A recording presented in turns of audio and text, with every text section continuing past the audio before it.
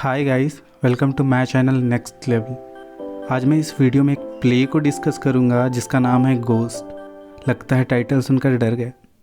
आपको डरना भी चाहिए, क्योंकि अगर इस प्ले को नहीं पढ़ा तो एग्ज़ाम में क्या लिखोगे, और एग्ज़ाम में नहीं लिखा तो बाप के जूते खाने के लिए रेडी रहना। वैसे तो इस प्ले में कोई भूत प्रेत नहीं है, बट लोगों की कुछ बुरी यादें हैं जो उनके पूरे लाइफ को अफेक्ट करती है। उन लोगों का लाइफ बहुत ही दुख भरा है। उनका दुख ऐसा है जिसे सिर्फ एक्सपीरियंस किया जा सकता है। तो चलिए इस प्ले को शुरू करते हैं। इस प्ले को हेनरी इब्सन ने लिखा है और इसको 1881 में पब्लिश कराया गया था। हेनरी एक नॉर्वेजियन प्ले राइटर हैं। मीन्स इनका जो घर है, आप यूके तो जानते होंगे, यूके के बगल में एक देश है नॉर्वे, वहीं है। तो सबसे पहले हम लोग इस प्ले के कैरेक्टर्स के बारे में जान लेते हैं, सो दैट प्ले को समझने में आसानी हो। हमारे पास पहला कैरेक्टर है कैप्टन एल्विंग। ये बंदा नॉर्वे में अपनी फैमिली के साथ रहता है, बट 10 साल पहले इसकी डेथ हो गई है। मीन्स इसका प्ले में कोई फिज़िकल रोल नहीं है, बट इसने जो किया है मरने से पहले, इसके कारण इसकी पूरी फैमिली सफ़र कर रही है। ये एकदम ही पूरी तरह से बिगड़ा बंदा था, हर तरह के नशे करता था। इवन वाइफ होने के बावजूद दूसरी औरतों के साथ अफेयर था। ये अपनी वाइफ से भी अच्छी तरह से बिहेव नहीं करता था। और एक चौंकाने वाली बात यह है कि ये बंदा सिर्फ अपनी वाइफ के सामने अपना बुरा रूप दिखाता था। सोसाइटी के सामने तो ये एक जेंटलमैन था। हमारे पास नेक्स्ट कैरेक्टर है मिसेस एल्विंग। ये कैप्टन एल्विंग की वाइफ है। ये अपने हस्बैंड से इतना तंग आ चुकी थी कि एक बार उन्हें छोड़कर अपने फैमिली फ्रेंड पास्टर के पास भाग गई थी। मिसेस एल्विंग को अपने बेटे ऑसवर्ल्ड को कैप्टन एल्विंग की बुरी आदतों से बचाने के लिए, जब वो मात्र 7 साल का था, इटली भेजना पड़ा, सो दैट वो वहाँ पे अच्छी तरह से पढ़ाई कर सके। हमारे पास नेक्स्ट कैरेक्टर हैं ऑसवर्ल्ड एल्विंग। ये कैप्टन एल्विंग और मिसेस एल्विंग का बेटा है। ये जब 7 साल का था, इसे इटली भेज दिया गया था। ऑसवर्ल्ड अब एक फेमस पेंटर बन चुका है और इस प्ले में अपना विंटर स्पेंड करने के लिए अपनी माँ के पास नॉर्वे आता है। इसे एक बीमारी है जो इसे अपने फादर के बुरी आदतों के कारण हुई है। हमारे पास नेक्स्ट कैरेक्टर हैं पास्टर। ये एल्विंग फैमिली का फैमिली फ्रेंड है और एक लोकल प्रीस्ट है।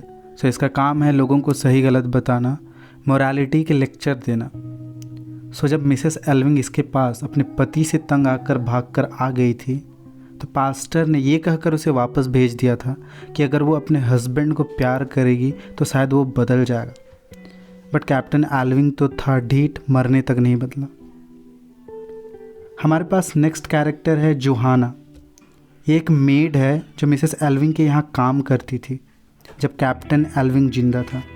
कैप्टन एल्विंग इतना बुरा था कि उसने जोहाना के साथ ज़बरदस्ती फिजिकल रिलेशन बनाए, और जब जोहाना प्रेग्नेंट हो गई तो उसे पैसे देकर अपनी इज्जत बचाने के लिए एक कारपेंटर से शादी करा दिया गया। जोहाना बाद में एक बेटी को जन्म देती है जिसका नाम रजाइना रखा जाता है। हमारे पास नेक्स्ट कैरेक्टर है जैकोब। ये जोहाना का हस्बैंड है जो कारपेंटर का काम करता है। इसका एक पैर ख़राब है। ये अपनी फैमिली से बहुत प्यार करता है। अभी अपना बिजनेस खोलना चाहता है, नाविकों के ठहरने के लिए एक होटल खोलना चाहता है। हमारे पास नेक्स्ट कैरेक्टर है रजाइना। इसे तो आप जान ही गए होंगे। ये कैप्टन एल्विंग की इलिजिटिमेट डॉटर है जो अभी जैकोब के पास है। इसे पता नहीं है कि जैकोब उसके स्टेप फादर है, और जब ये बड़ी हो गई है तो एल्विंग फैमिली में अपनी माँ की तरह मेड का काम करने के लिए जाती है। सो ये थे कुछ इंपॉर्टेंट कैरेक्टर इस प्ले के। आई थिंक मैंने आधा प्ले डिस्कस कर लिया है इन कैरेक्टर्स के ज़रिए। सो अब ज़्यादा लंबा प्ले भी नहीं बचा है। सो चलिए शुरू करते इस प्ले को। अब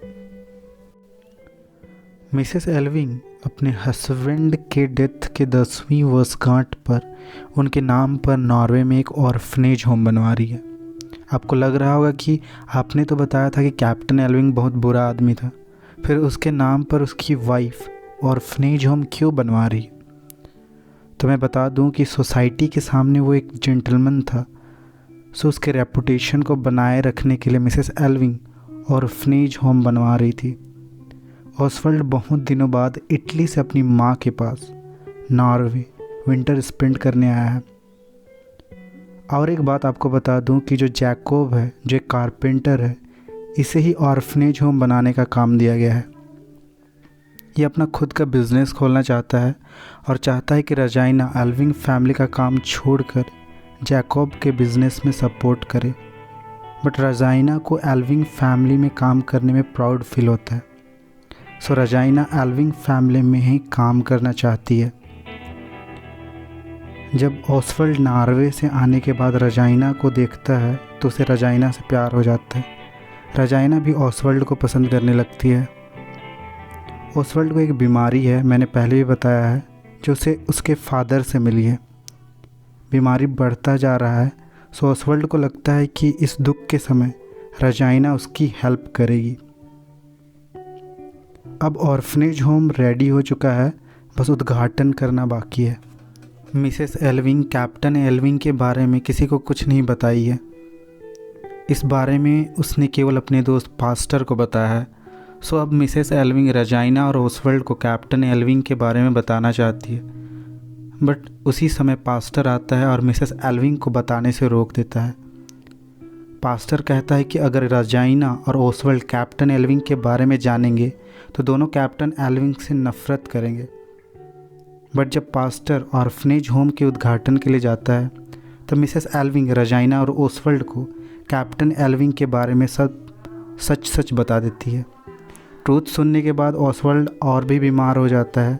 रजाइना को जब पता चलता है कि वो जैकब की बेटी नहीं है बल्कि कैप्टन एल्विंग और जोहाना की बेटी है, तब वो अपने हिस्से की प्रॉपर्टी का डिमांड करती है। अब रजाइना और ऑसवर्ल्ड साथ भी नहीं रह सकते थे बिकॉज दोनों सौतेले भाई बहन थे। सो रजाइना वहाँ से चली जाती है। कुछ समय बाद मिसेस एल्विंग को पता चलता है कि ऑर्फनेज होम जलकर राख हो गया है बिकॉज़ वहाँ पर कैंडल से आग लग गई थी। ऑसवर्ल्ड अफीम की कुछ गोलियाँ अपनी माँ को देता है और कहता है कि अगर उसकी बीमारी और बढ़ जाए और वो तड़पने लगे तो अफीम की गोली का हाई डोज उसे दे दिया जाए सो वो बिना तड़पे मर जाए। अगले दिन सुबह ऑसवर्ल्ड बीमारी के बढ़ने के कारण तड़पने लगता है और अपनी माँ से अफीम की गोली मांगता है। बट मिसेस एल्विंग को कुछ समझ में नहीं आता कि वो अपने बेटे को अफीम की गोली देकर मार दे या ना मारे। इस तरह से ये प्ले ख़त्म होता है। तो हम देख सकते हैं कि कैसे मिसेस एल्विंग, ऑसवर्ल्ड, रजाइना की लाइफ कैप्टन एल्विंग के बुरे काम के कारण प्रेजेंट में पूरी तरह से अफेक्ट होती है।